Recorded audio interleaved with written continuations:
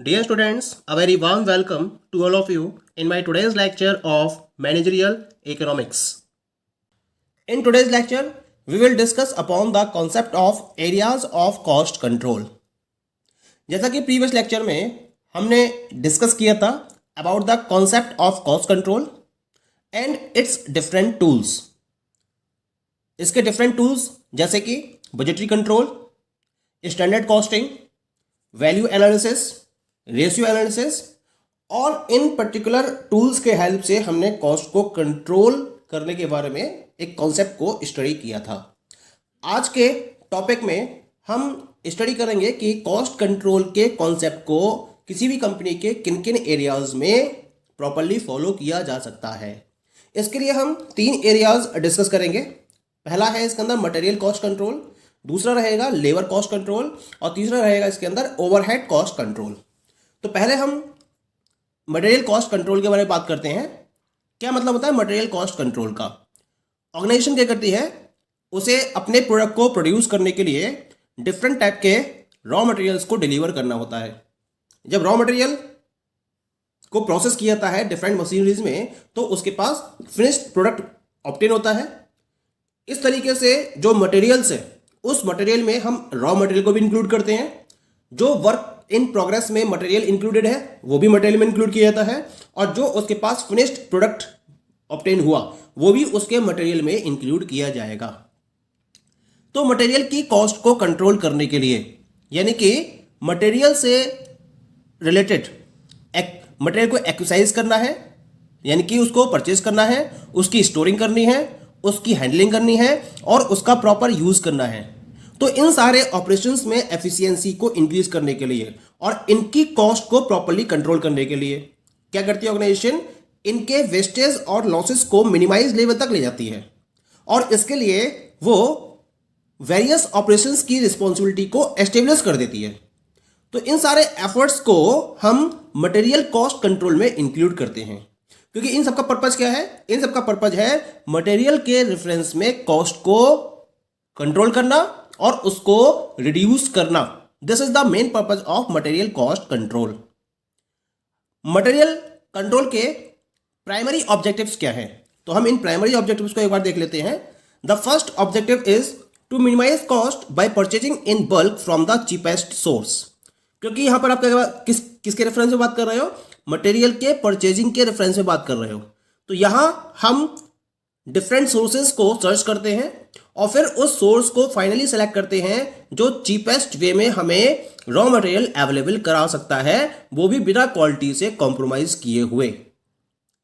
अगर हम ऐसा करने में कैपेबल हो पाते हैं तो हम ऑटोमेटिकली प्रोक्योरमेंट कॉस्ट को मिनिमाइज लेवल तक ले जाते हैं यानी कि जो परचेजिंग कॉस्ट है उसको मिनिमम लेवल तक ले जाते हैं. क्यों? क्योंकि हम उससे बल्क में परचेज करते हैं. भाई अगर स्मॉल क्वांटिटी परचेज करोगे तो वो कॉम्प्रोमाइज नहीं करेगा, लेकिन अगर आप उसे बल्क में परचेज करोगे तो कहीं ना कहीं वो चीपेस्ट वे में आपको गुड्स या रॉ मटेरियल की अवेलेबिलिटी करा देगा जो सोर्स आपने सेलेक्ट किया है. Clear? The second one is the to provide accurate information regarding materials and inventory cost so as to reduce material usage through investment in product design. सबसे ज्यादा importance किसकी होती है? इंफॉर्मेशन की. क्योंकि इंफॉर्मेशन जितनी ज्यादा एक्यूरेट होगी उसके रिगार्डिंग लिया जाने वाला डिसीजन उतना ही ऑप्टिमम होगा. यानी कि किसी भी पर्टिकुलर डिसीजन की जो ऑप्टिमलिटी है वो उसके रिलेशन में कलेक्ट की गई इंफॉर्मेशन की एक्यूरेसी पर डिपेंड करता है. यहां भी यही बात है. आप मटेरियल और इन्वेंट्री कॉस्ट के रिगार्डिंग जितनी एक्यूरेट इंफॉर्मेशन प्रोवाइड कर पाने में कैपेबल होगे उसी लेवल तक आप मटेरियल यूसेज को रिड्यूस करने में भी कैपेबल हो पाओगे और इसके बेसिस पर आप अपने प्रोडक्ट डिजाइन को बेटर वे में इंप्रूव कर सकोगे. ये इसका सेकंड पर्पज होता है मटेरियल कॉस्ट कंट्रोल का.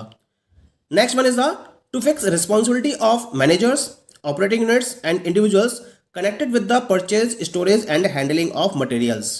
क्या करते हो इसके लिए? क्योंकि आपको मटेरियल की कॉस्ट कंट्रोल करनी है तो इन पर्टिकुलर मटेरियल्स की परचेज, स्टोरेज और हैंडलिंग से रिलेटेड जितने भी मैनेजर्स हैं या इंडिविजुअल्स हैं या ऑपरेटिंग यूनिट्स हैं हर किसी की रिस्पॉन्सिबिलिटी को आप फिक्स कर देते हो.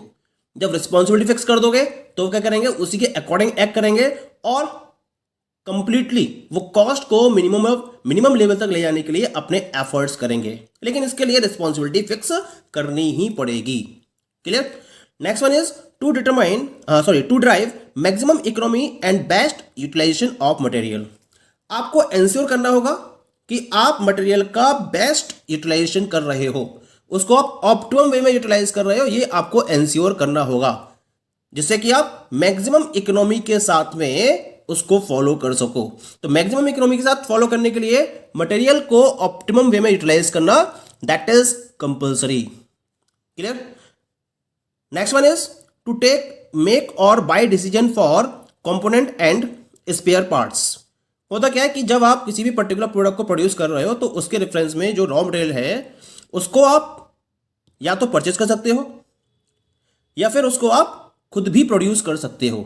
आपको ये देखना है कि जिस क्वांटिटी में आपको उसकी रिक्वायरमेंट है उसको अगर आप परचेज करते हो तो कितनी कॉस्टिंग आ रही है, और अगर आप उसको खुद प्रोड्यूस करने का डिसीजन लेते हो तो आपको कितनी कॉस्ट इन्वॉल्व करनी पड़ेगी। इनमें से जो भी डिसीजन ऑप्टिमम हो या जिसकी कॉस्ट कम हो आपको उसे फॉलो करना चाहिए। क्लियर। तो इस तरह से आप अपने मटेरियल की कॉस्ट को कंट्रोल कर सकते हो, उसको मिनिमम लेवल तक ले जा सकते हो। और लास्ट है इसके अंदर that is to save packaging cost by reusing containers. आप अपने पैकेजिंग की कॉस्ट को बचा सकते हो रीयूजिंग कंटेनर्स का यूज करते हुए। यानी कि जब आप अपने प्रोडक्ट की पैकेजिंग को फॉलो करोगे तो उसके लिए आप रीयूजिंग कंटेनर्स को यूज करिए। उस रीयूजिंग कंटेनर्स को यूज करने का फायदा यह होगा कि आपको अगेन एंड अगेन पैकेजिंग में कॉस्ट इन्वॉल्व नहीं करनी पड़ेगी। उसी रीयूजिंग कंटेनर्स के बेसिस पर आप अपने प्रोडक्ट की पैकेजिंग को एंश्योर कर सकते हो और इस तरह से कॉस्ट को भी मिनिमाइज कर सकते हो। Okay, now we will study the material और इन्वेंट्री कंट्रोल टेक्निक्स। यानी कि मटेरियल की कॉस्ट को कंट्रोल करने के लिए हम किन किन पर्टिकुलर टेक्निक्स पर वर्कआउट कर सकते हैं। तो डिफरेंट टेक्निक्स यहां पर मैंने इन अ शॉर्ट डिस्कस किए हैं। The first one is known as the ABC, that is ABC technique, always better control. इसका पर्पज क्या होता है? इसका पर्पज है रॉ मटेरियल को कंट्रोल करना, कंपोनेंट्स को कंट्रोल करना और वर्क इन प्रोग्रेस इन्वेंट्रीज को कंट्रोल करना। यानी कि ये वैल्यू ऑफ कंजम्पशन के बेसिस पर इन्वेंट्री को कंट्रोल करने की बेटर टेक्निक है। Okay, second technique is that is known as the HML। HML का मतलब होता है हाई, मीडियम, लो। यानी कि यहां जो मटेरियल है उसके प्राइस के बेसिस पर कंट्रोलिंग टेक्निक को फोकस किया जाता है। हाई, जिन पर्टिकुलर कमोडिटीज के प्राइसेस हाई होते हैं उनको स्पेशल प्रिविलेज दिया जाता है। मीडियम प्राइस्ड कमोडिटीज को मीडियम प्रिविलेज दिया जाता है और लो क्वालिटी या लो प्राइस्ड कमोडिटीज को लो प्रिविलेज दिया जाता है। यानी कि इसका पर्पस क्या है? मेनली टू कंट्रोल परचेजेस, और इसके बेसिस पर इस टेक्निक को फोकस किया जाता है। The third technique is the XYZ technique. इसका पर्पस क्या है? To review the inventories and their usages at scheduled intervals.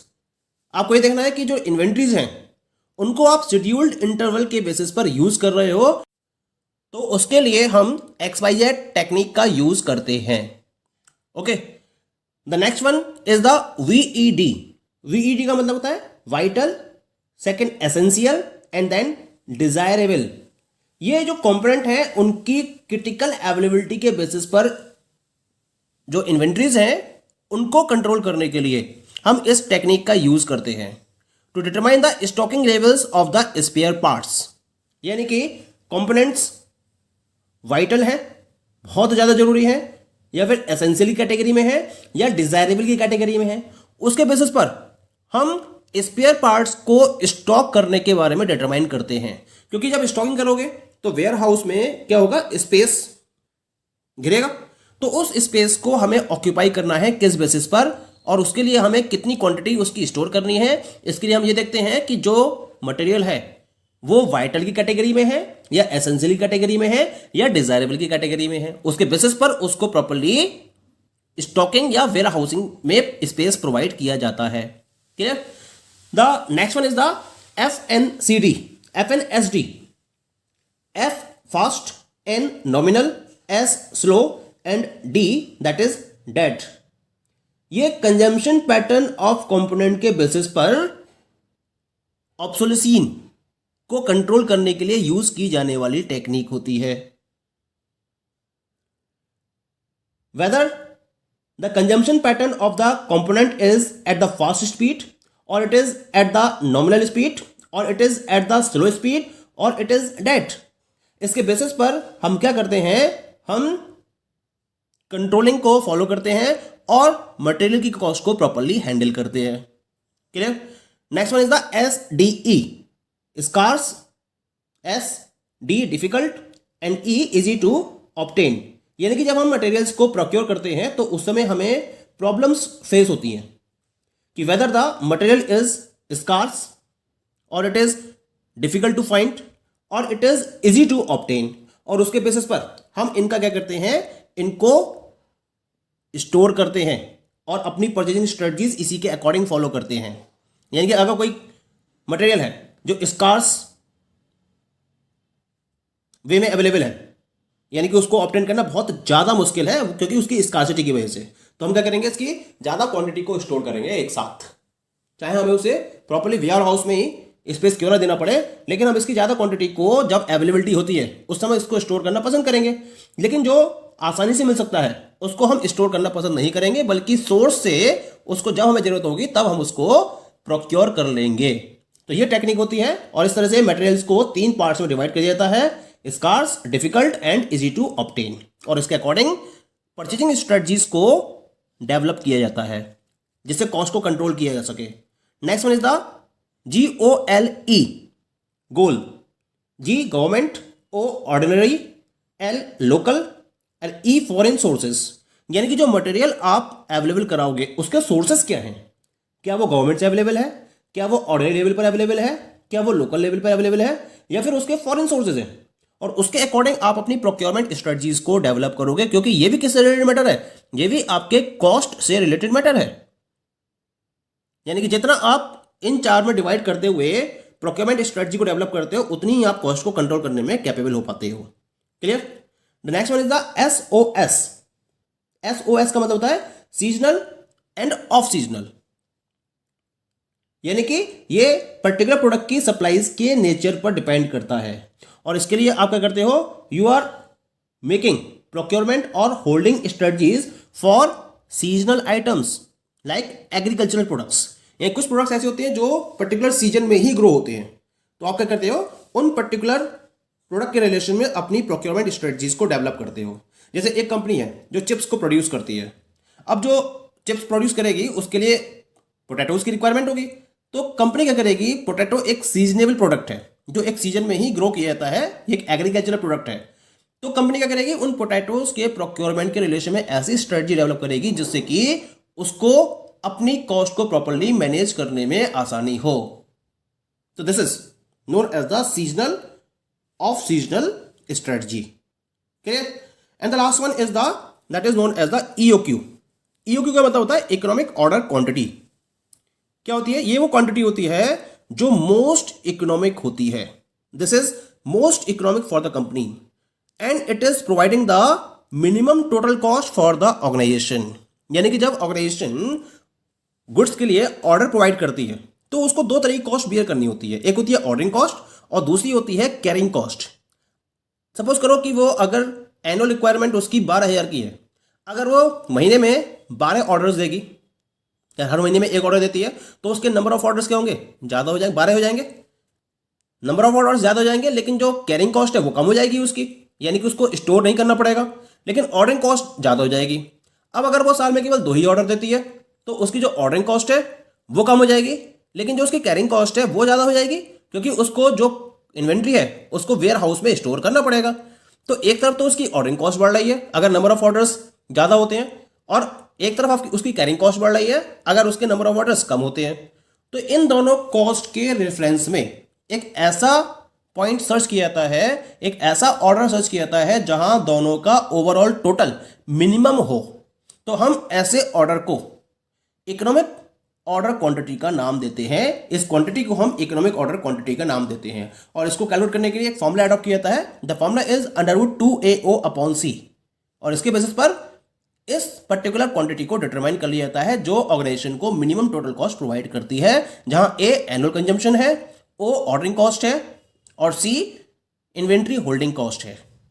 Okay, बाकी जो दो इसके और एरियाज होते हैं उन एरियाज को हम नेक्स्ट लेक्चर में डिस्कस करेंगे। Okay, thank you.